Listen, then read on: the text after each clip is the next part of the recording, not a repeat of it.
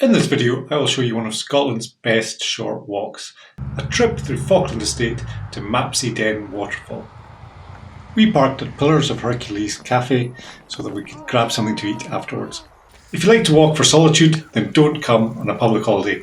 This was New Year's Eve and the park was very busy.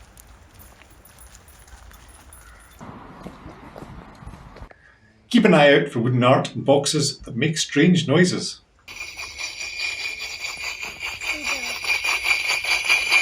I have no idea what that was for.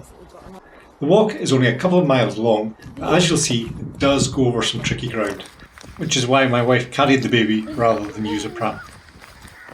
This path took us into Falkland Estate. Falkland was home to Scottish kings such as James IV and James V.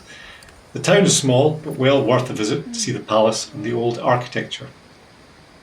On the way up, we passed Falkland High School. This is a specialist school for pupils who have additional support needs, such as autism, ADHD, or other mental health conditions.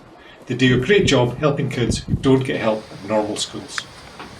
Den is an old Scots word for narrow wooded valley, and Mapsie is the name of the river running through it. The route is well signposted, so you won't get lost.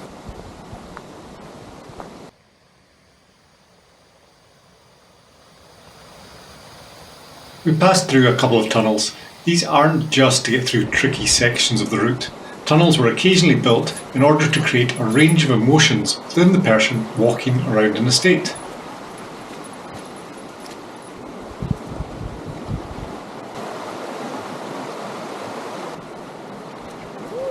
I definitely felt some emotions in the long tunnel. It curves, so I couldn't see the exit, which meant I had the fear of darkness.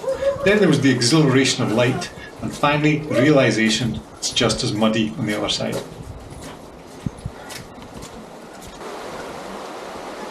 There is a route that avoids the tunnels and the worst of the mud, but I think this way is a more interesting route. If you wanted to make the walk longer, there are lots of options. After the waterfall, you could head onto East or West Lomond Hills. Both have great views across Fife. Neither is too challenging a walk, but East Lomond is shorter than West Lomond, and it allows you to circle back into Falkland from the summit. At this point my wife was googling, how much does a 1-year-old baby weigh? Heath seemed to be getting heavier every step up the path. I had offered to carry him, but my wife preferred to take him rather than look after the dogs. The dogs are quite strong and can be a handful when they are both on a lead, especially on muddy ground. She didn't want to get pulled off her feet. There are quite a few steps and they were a little bit slippy. I'd recommend avoiding the route entirely if it was an icy day.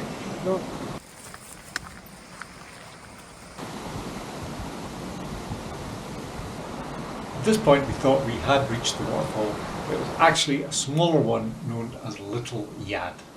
I'm guessing the main one is Big Yad.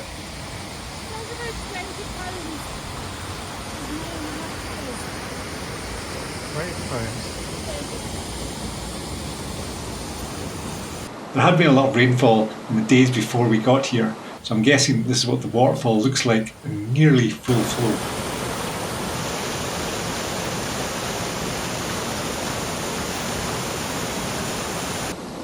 Guess what comes after the waterfall? Unsurprisingly, it's more steps.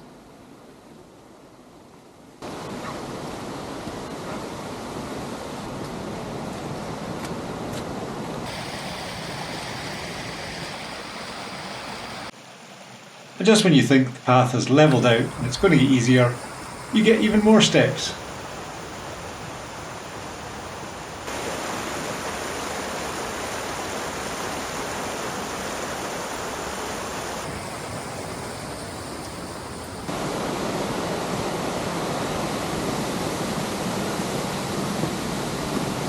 Finally we rounded a bend and heard the main waterfall just ahead. One of the unusual features of this one is that you can walk around the back of it.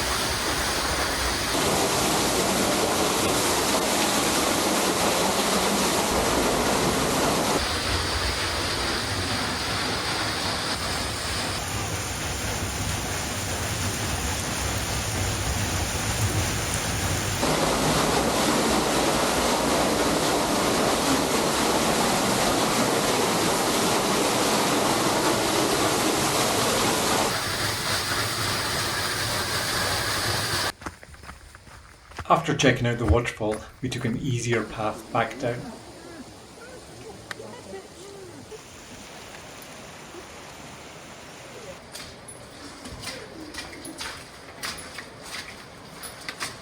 It was amazing how much muddier the path had become, even in the short time we'd been here. It didn't take long to get back to the start, and then we treated ourselves to some food at Pillars of Hercules Cafe. This was Scotland's first organic cafe, and it does some great food. But it can be very, very busy here.